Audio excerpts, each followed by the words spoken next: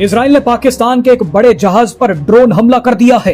पाकिस्तान के इस जहाज में एलपीजी गैस भरी थी। ये जहाज यमन के रास अल ईसा पोर्ट पर खड़ा था, तभी इस पाकिस्तानी जहाज पर इजराइल के ड्रोन टूट पड़े। पाकिस्तान पर यह इजराइल का पहला और अनोखा हमला है।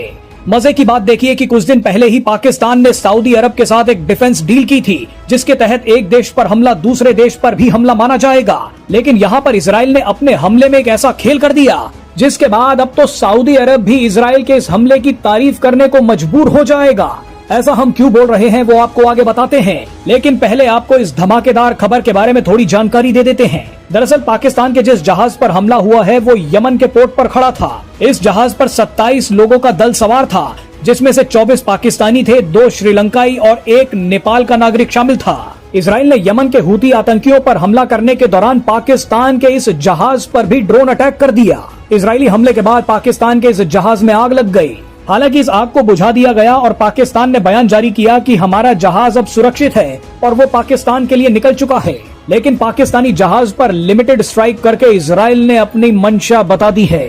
शहबाज शरीफ संयुक्त राष्ट्र में खड़े होकर गाजा की खूब तारीफ कर रहे थे, इजराइल को गालियां दे रहे थे। ऐसे में इजराइल ने भी पाकिस्तान को तोहफा दे दिया है।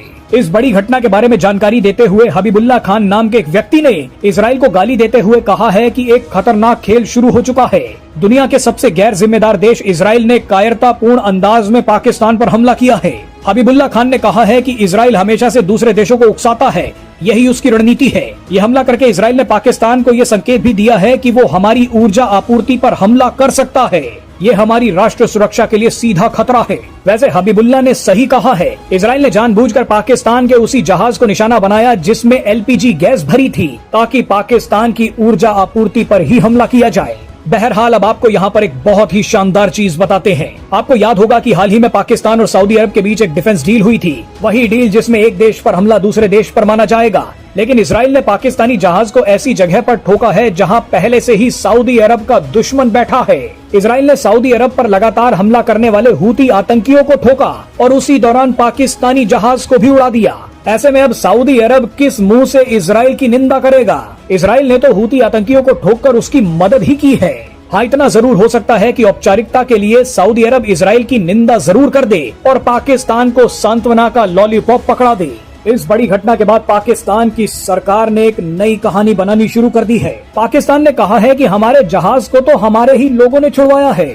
पाकिस्तान ने कहा कि हमारे गृह मंत्रालय के सचिव खुर्रम आगा, ओमान में पाकिस्तानी राजदूत नावेद बुखारी और उनकी टीम और सऊदी अरब में उनके सहयोगियों ने मिलकर इस जहाज को बचाया है।